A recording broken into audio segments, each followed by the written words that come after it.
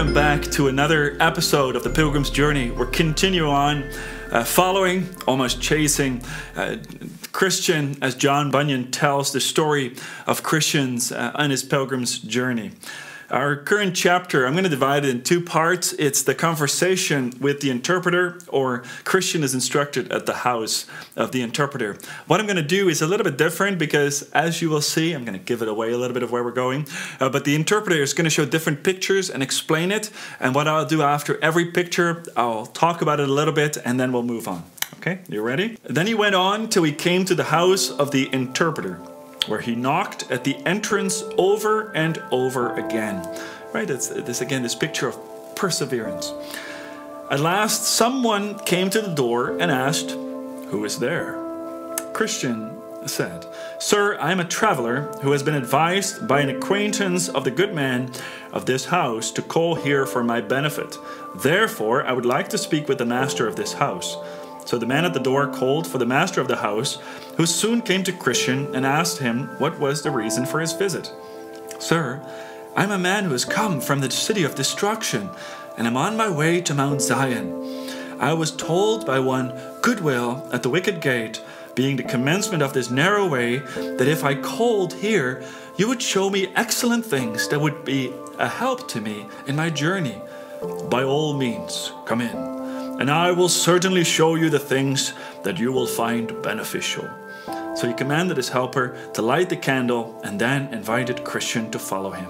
The first picture. Now, interpreter led the pilgrim into a private room, and there he ordered his helper to open a door. Then did Christian see the picture of a very grave, that's a very serious or important person, hanging against the wall. And his features, or the way he looked, were as follows. This man had his eyes lifted up toward heaven, the best of books in his hand. The law of truth was written upon his lips. The word was behind his back. He stood as if he pleaded with men, and a crown of gold hung over his head. Christian: "What then does this mean?" Interpreter: "The man in the picture, which you see, is 1 in 1,000, who can beget children, or give birth, or bring children forth, travail at the birth of children, nurse them himself when they are born.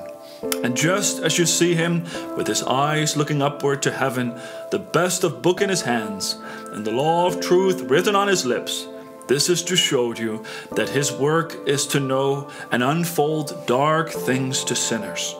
Furthermore, you see, just as you see him stand, as if he pleaded with man, and also you notice that the world is cast behind him, and that a crown hangs over his head.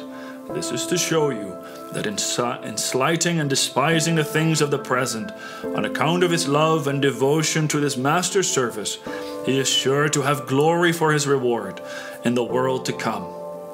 Now I have showed you this picture first, because the man who it portrays is the only man who the Lord of the celestial city has authority to be your guide in all of the different situations that you may encounter along the way. Therefore, pay attention to what I have showed you, and carefully weigh in your mind what you have seen, lest in your journey you meet with some that pretend to lead you along the right path, while in reality their way leads to death. This is the first picture that we see the interpreter interpret, and as the picture is shown, it's a man with the Word of God in his hand, the book of books, and the world behind him, and he desires to lead pilgrims on their way. The picture is the picture of a pastor or an elder or a man who brings you along and points you to the way of Christ, and it's a beautiful picture, isn't it? That's the way that a pastor is supposed to be a pastor, with the world behind him, not caring for these temporary things, but only one desire: to plead with men, to tell you and everyone else to turn away from the things of destruction that lead you to the city of destruction, and to turn you towards Christ, towards heaven. And that's the picture of the man that God calls from among men to be guides and to be shepherds, to point people to that celestial city. And it's important because in this world, you might be younger or older, you have many other voices that seek to distract you in a different way. But you must find those people who have the world behind them, that care not for the world, but that plead with you because they want to see you come to Jesus in heaven. Let's look at the second picture. This one is a distinction between the law and the gospel. Then Christian was taken by the hand and led into a very large living room that was full of dust, having never been swept. Now after he had observed this scene for a little while, interpreter called for a man to commence sweeping. As a result, can you guess what happened? The dust began to fly about so overwhelmingly that Christian nearly choked to death. Interpreter immediately spoke to a gracious lady standing nearby. Bring some water here and sprinkle this room. The lady having done this, the parlor or living room was then easily swept and cleansed. Christian: what does this mean? Interpreter: this parlor is the heart of a man who has never been sanctified, justified, and regenerated by the sweet grace of the gospel. The dust is his original sin, and inward corruptions that have thoroughly defiled the whole man. And he who first began to sweep is the law, but the gracious lady who brought water and sprinkled the room is the gospel. Now, to begin what you saw, that as soon as the man commenced sweeping, the dust immediately swirled about the room so that it became even more difficult to cleanse, and you were nearly choked to death. This is to show you that the law, instead of its effective cleansing the heart from sin, does in fact arouse, give greater strength to, and cause sin to flourish in the soul. And this result is in spite of the fact that the law both uncovers and condemns sin, yet it does not have the power to subdue sin.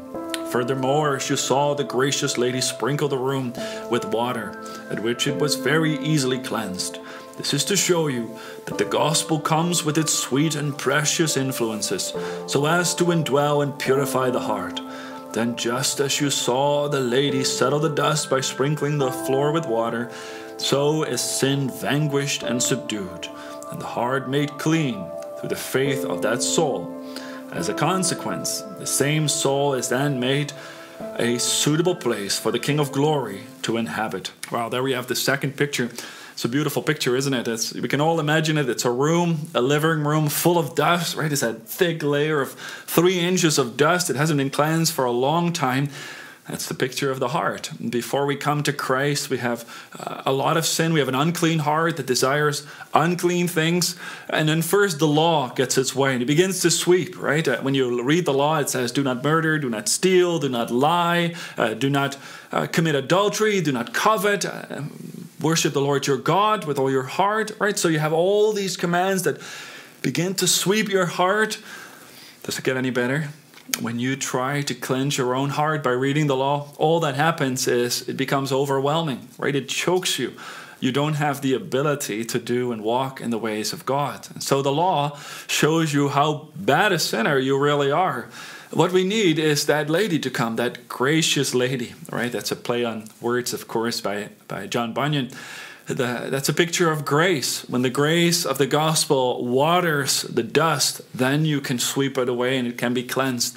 Well, that's what the Holy Spirit does. Right? When the grace of God enters our heart, it's not by the law of trying to make us holy, but the grace of God changes and transforms the heart and cleanses us within.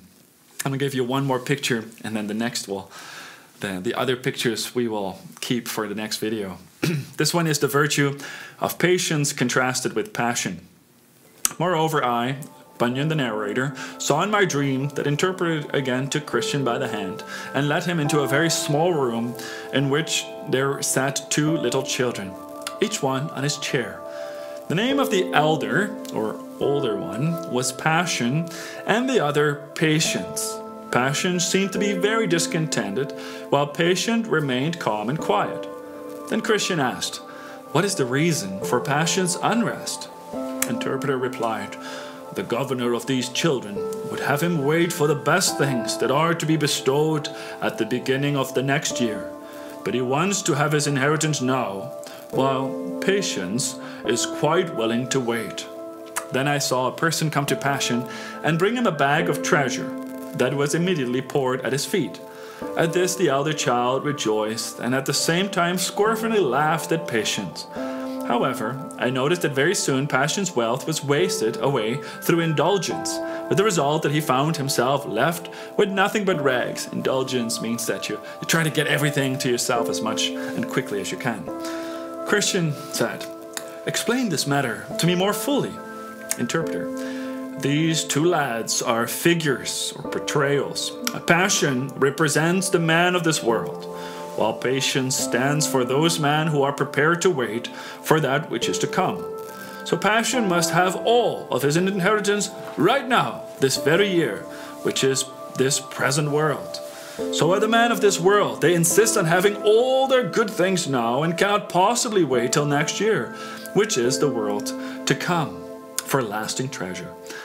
That proverb, 'A bird in the hand is worth two in the bush,' is of more authority with them than all of the divine testimonies of the good things promised in the world to come. But as you saw, Passion quickly wasted away all that he had, so that he ended up having nothing but rags. And so it will be with all men of this age." Christian: "Now I see that Patience has superior wisdom, and that for several reasons. Because he's willing to wait for the best things, and also because the glory of his inheritance will last when that of Passion has long been reduced to rags." Interpreter: "No, not 2 reasons. For you may add a 3rd reason as well. It is that the glory of the next world will never wear out, while the good things of the present decay and then suddenly are gone. Therefore Passion did not have a very good reason for laughing at Patience, even if he did have his good things first. The reality is that Patience will have the last laugh because he eventually receives the best things that will last eternally. For he who is first must yield to he who is last, because the last must have his time in the future, while the first must make way for nothing because his good things vanish. Therefore, he who has his inheritance first uses and spends it in time, but he who receives his portion last has it for all eternity. Therefore it is said of the rich man, 'In your life you received your good things,' and likewise of Lazarus the beggar, received evil things. But now Lazarus is comforted, and you are tormented." Christian: "Then I understand that it is not good to covet things that are now, but to wait for the best things that are to come." Interpreter: "You certainly speak the truth. For the things that are seen are temporal, but the things that are not seen are eternal. However, though this be so, yet since present things and our fleshly desires are such close neighbors, one next to the other, and again because things to come and our carnal appetite are such strangers, so opposed to one another, therefore it is that the first of these present things and fleshly desires so quickly establish friendship, and that the distant maintained between the second, eternal things." There's the 3rd picture of interpreter, and it's a picture of 2 boys, right? Patience and Passion. And Passion represents the unbeliever in this world who tries to get his best life now and tries to gain everything in this world at this present age. And so when he gets it and he keeps begging for it, he wants it now and not in the future. What ends up is he takes it all and then he has nothing for all eternity. But Patience, those who patiently, and may I add, in hope, wait for better things, they do not have much now. They do not live for the things of this world now because they know that the promise is for them that in eternity they will be heirs and fellow heirs with Christ of all the good things of God. And so as you set yourself on your journey to Christ and your journey with God to heaven, following the words of God, remember that it's not about what you have in this life, but that God has promised that we are filled with spiritual blessings now, and in eternity will receive the fullness of the inheritance that we have in Jesus Christ. Well, thank you so much for watching, and we'll see you next time. Goodbye.